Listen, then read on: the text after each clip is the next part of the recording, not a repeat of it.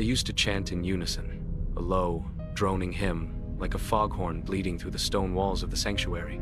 But Elder Theron couldn't remember the words anymore. He stood at the altar, a slab of basalt polished smooth by centuries of palms, staring into the circle of kneeling forms. His congregation of 37, or 33, or 20, shapes in crimson robes bowed low, motionless, faceless, under their hoods. He blinked.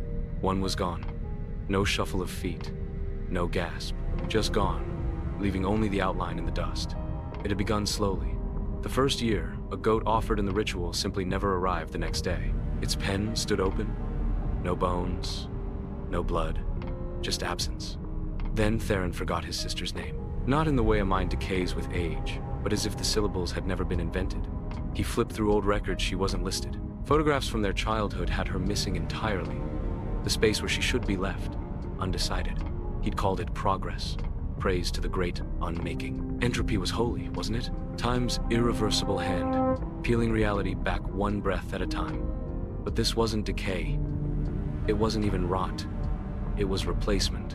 Now, standing in the flickering candlelight of the prayer chamber, he watched another acolyte vanish. Not disappear, vanish. Not even the robe remained. Not even a ripple in the air. 1 second there. Next. Nothing. He didn't know her name. Had he ever? Elder Theron. A voice called from behind. He turned, startled. It was Mara. High acolyte, eyes hollow with too much midnight and madness. She gripped the Codex of Unmaking to her chest, knuckles bone white. The ink's fading, she whispered. He frowned. The Codex, their sacred text, was etched in blood mixed with ashen fading, unburnable. Theron opened the cover, blank, every page. It's not entropy, Mara said. Entropy leaves residue, dust, corpses. Paper burns into smoke, but this leaves nothing. She flipped to a page that should have held the rite of sinking silence. It was smooth, cream, white, like it had never been written. Elder Theron tried to recall the opening line, but it skittered away like an eel through fingers. It wasn't forgotten, it had never existed. They had drawn the circle of forgetfulness every dusk for 17 years, or more. They chanted the names of the unmade, pouring black wax over sigils drawn in red soil. And each time, something slipped. First, concepts, hope. Then, landmarks. A village near the temple, now scrubland. Then, people. Then, words. Last week, they lost mercy. No one knew what it meant. Mara brought it up, giggling with blood on her teeth, asking, was it a flower? The candles guttered. Theron looked at them. They weren't melting. He turned to the altar, whispering a plenot prayer, not really to the Great Unmaking. Something primal curled inside his gut, not from faith, but from fear. The silence answered. It always answered. He remembered the first time he saw it. Not a shape, not a god, not a shadow, a nothing. Not darkness, which is still a color. Not silence, which still has tone. Not stillness, which implies potential. This was subtraction, a hollow in the world. And it wanted. No, it was want, without object. It was hunger detached from mouth. It had replaced what they worshipped. The congregation had begged for entropy and summoned erasure. The candles flickered out, not with wind, not with time. They simply ceased. Darkness didn't arrive. Light ceased. Theron tried to speak. His throat worked, but no sound came. Not silence, absence of speech. Even the concept of noise thinned. Mara was staring at him, or through him, or maybe not at all.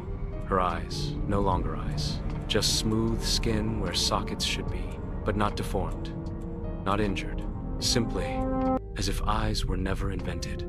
Theron screamed or tried. He heard something in his head, but it felt muffled by reality itself rejecting the event. Behind him, the altar split, not cracked.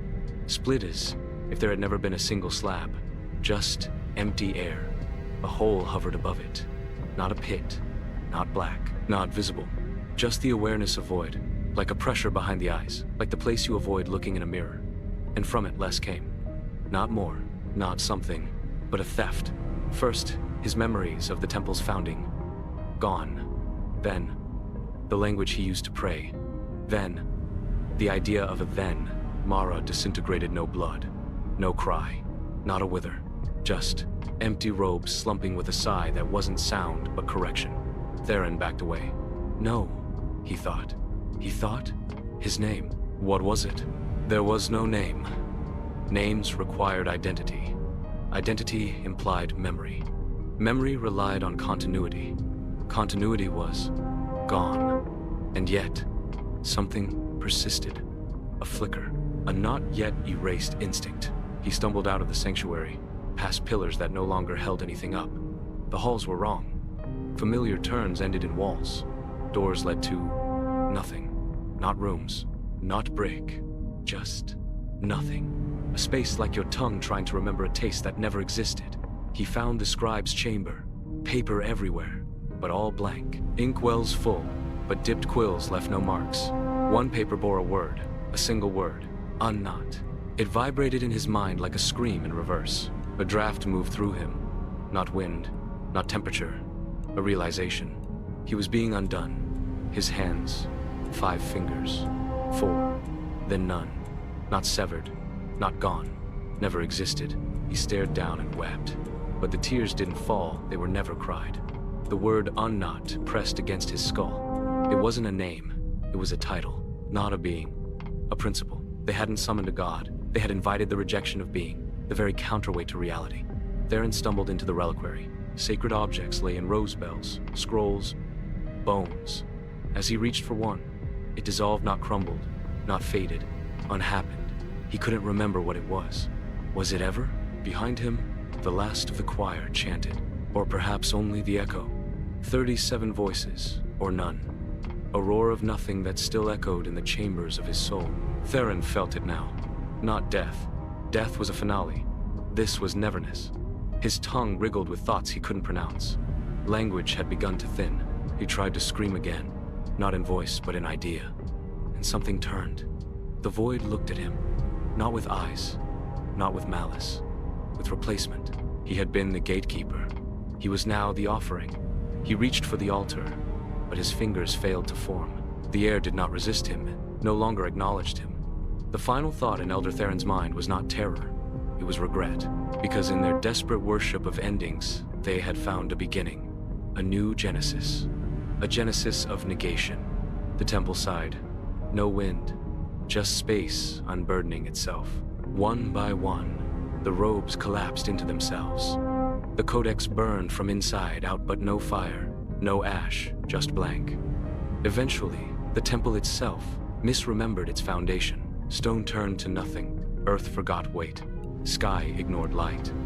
And in that perfect stillness where even absence was too rich a word, the congregation was fulfilled.